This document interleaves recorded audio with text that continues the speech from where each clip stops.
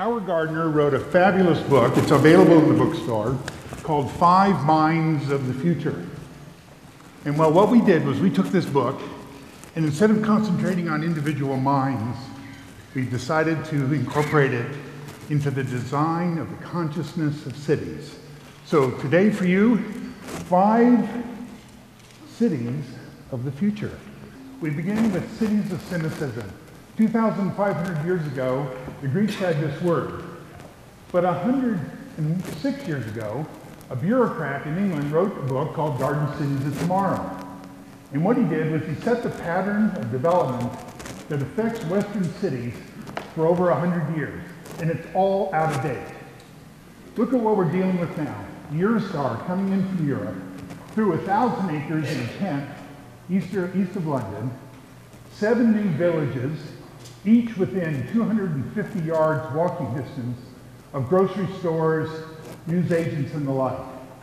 But the real inspiration for this came from Paul Barron's treatise of the RAND Corporation on the internet.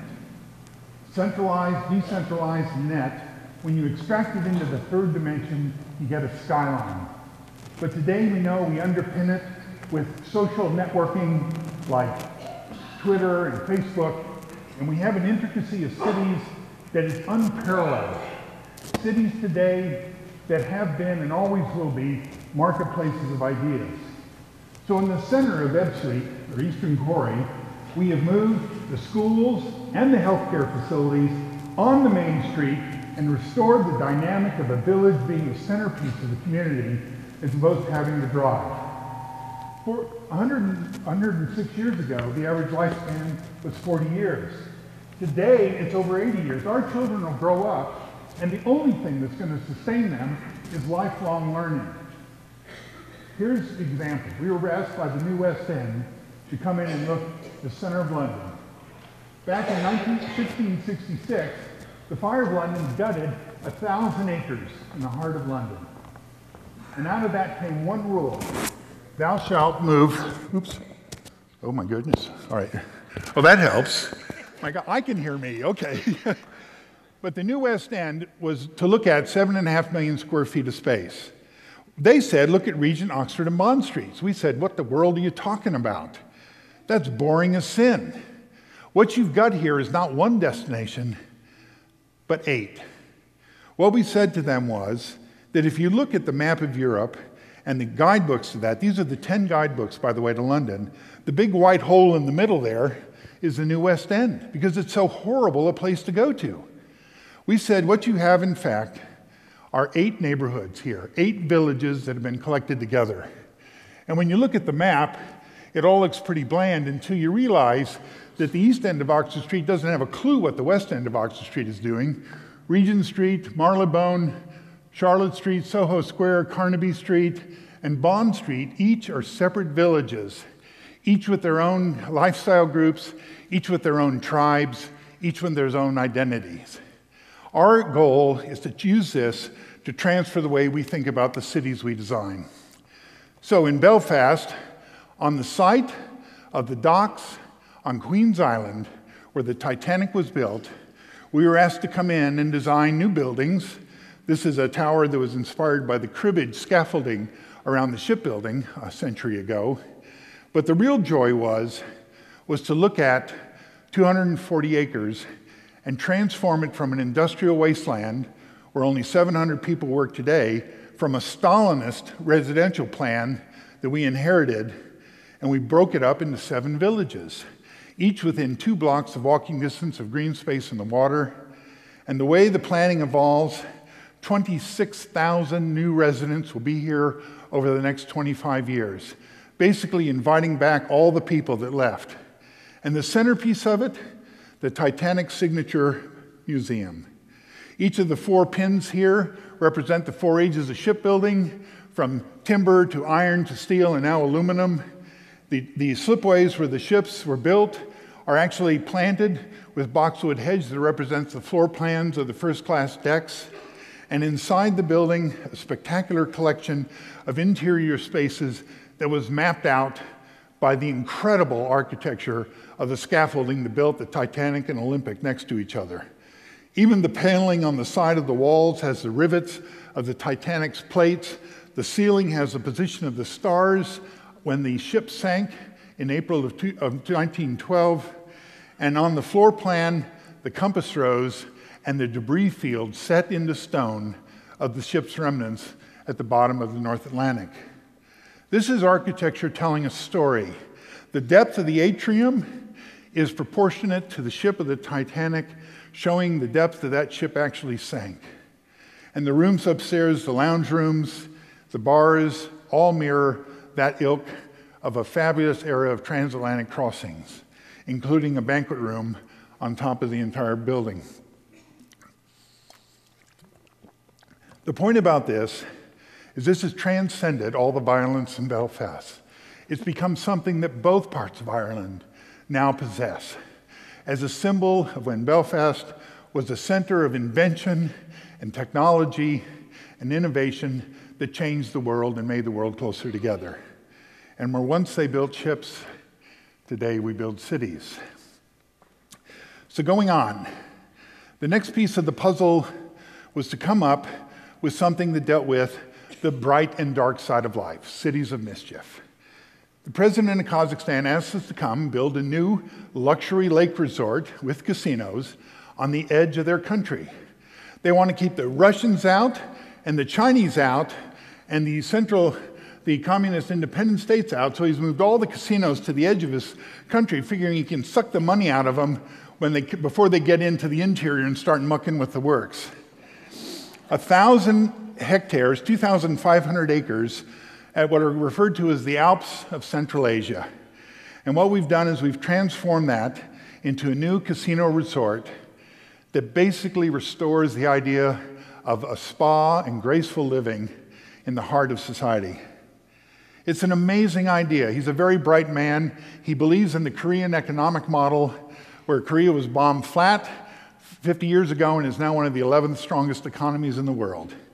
And the interior of the retail, well, we have the usual suspects, of course. Wealth knows no innovation when it comes to buying gifts.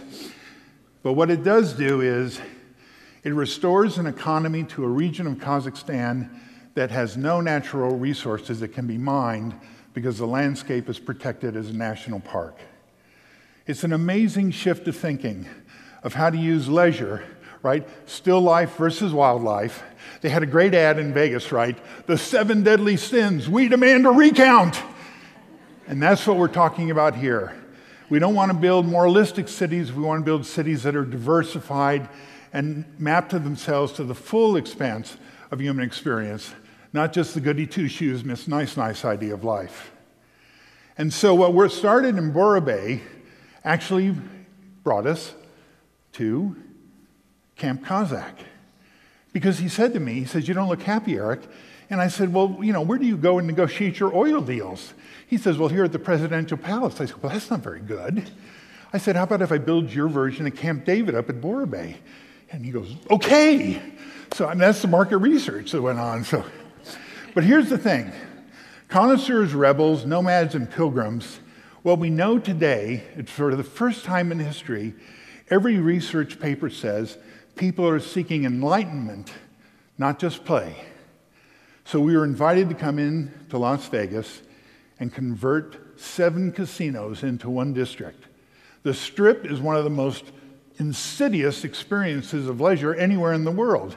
So we built a new ring road, loaded it with entertainment and food and leisure activities, and in the center, the Crystal Prism, a pavilion that opens to the stars at night and welcomes the heavens into the heart of Epicenter.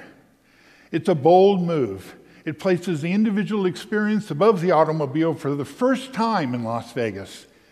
And at the centerpiece, a performance arena, 2 signs that are 600 feet tall, clad in LEDs, Fred and Ginger, Ava and Frank, Jackie and Marilyn, whatever you want to call them, they become the broadcasts.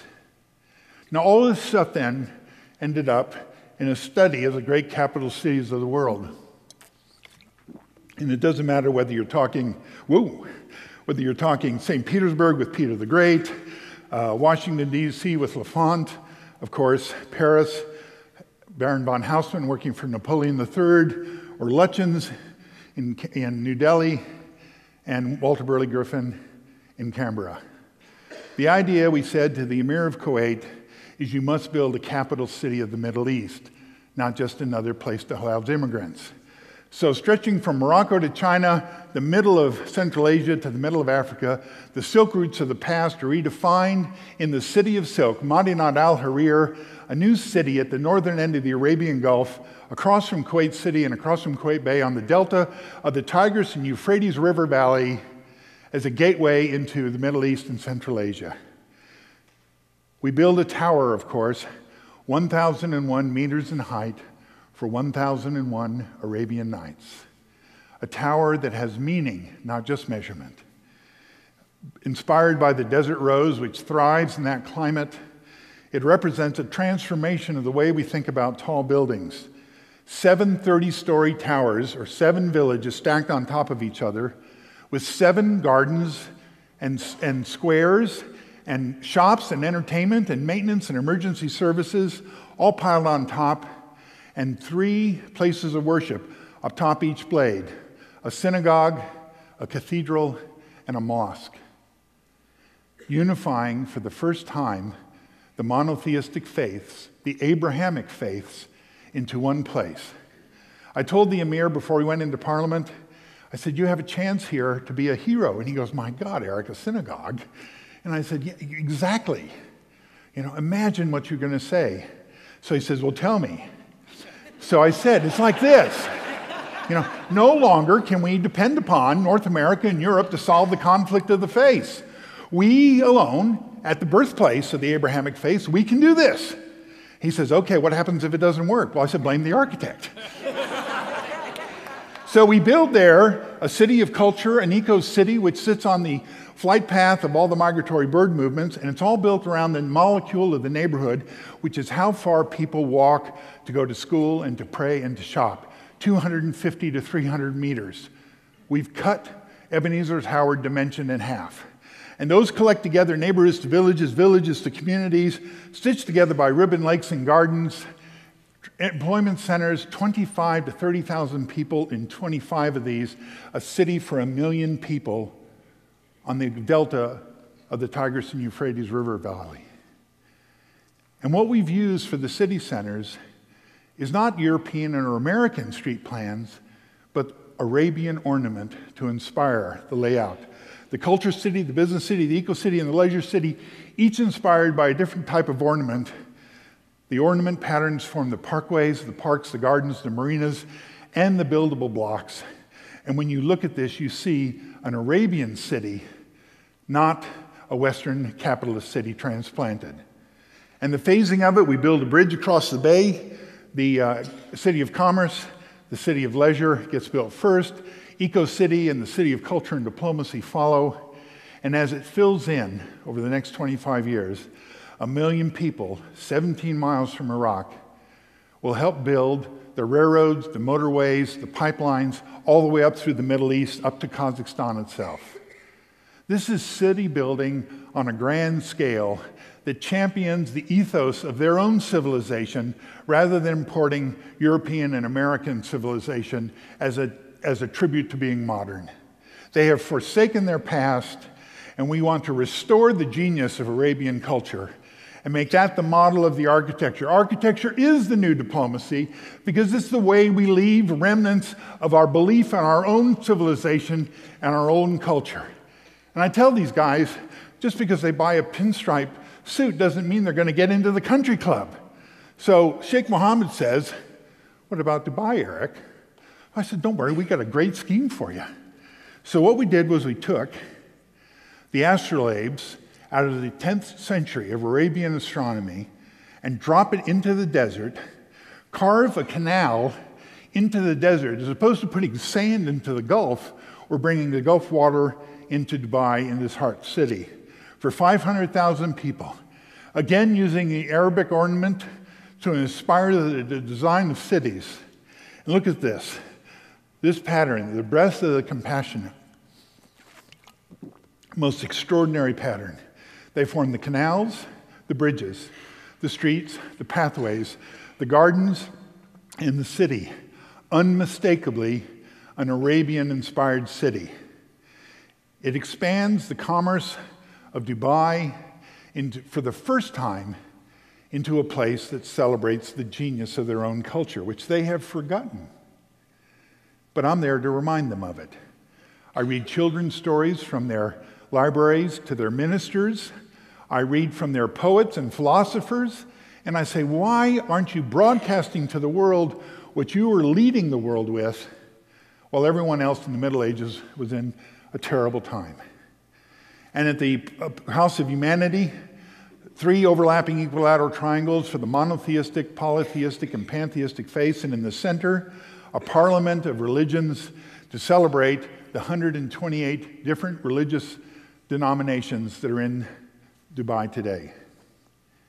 And then, using those 3 houses, the House of Commerce, the House of Nature, and the House of Humanity, we build at the centerpiece of Mohammed bin Rashid Gardens, a house of wisdom, inspired by the 10th century caliph outside of Baghdad, who assembled the greatest minds in the known world and translated all the known documents, including all the Greek plays and tragedies and histories. It's time for a new house of wisdom.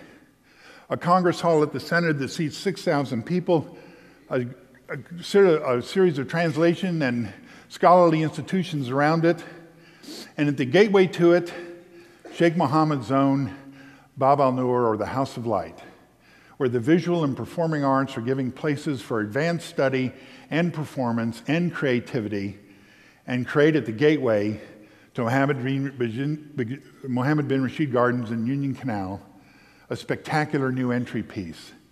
These are cities that reflect the genius of a culture. These are cities that celebrate their own civilization. And we're doing it in the desert. We dig the canal first. We had the 26-kilometer astrolabe garden ring, which is the largest garden ever contemplated in the history of the Middle East. We build the other 2 city centers, and within the spaces of those parkways from the ornamental brass patterns spring the new villages and neighborhoods of Mohammed bin Rashid Gardens. And it transforms the desert into an oasis with 70 kilometers of democratic waterfronts. The people, if you live there, can't even get to the water because it's controlled by the resort hotels. So our 5 cities: cynicism, which is to celebrate the variety; invention, which is to celebrate the creative capacity; diplomacy, mischief, and grace. City building manifests the best of our work. They are the fingerprints that are left upon the earth. They are the symbols of our confidence in our children's future as much as our grandfathers and grandmothers' past. We have forgotten that the art of building cities has been, and always will be, the greatest work of art. Thank you all very much.